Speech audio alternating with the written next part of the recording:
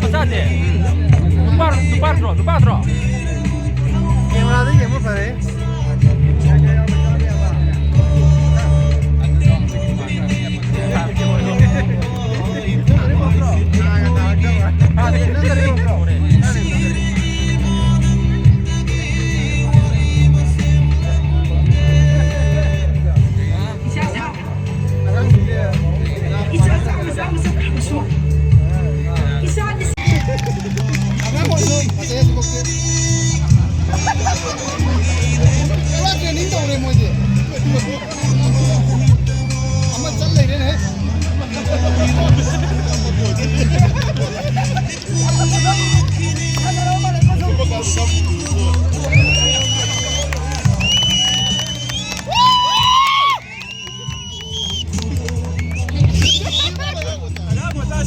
Luisito, ayan si Maute.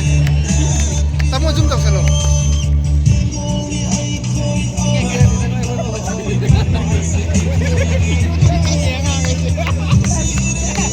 At sama sila kita nung mag-iwali. Bobol ka daw sa loob.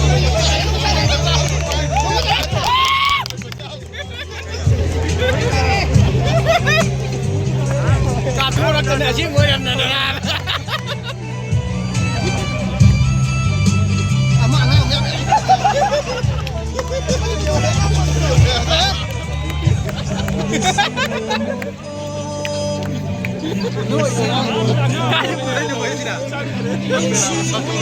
Agora quem é que é girar aqui, Joe?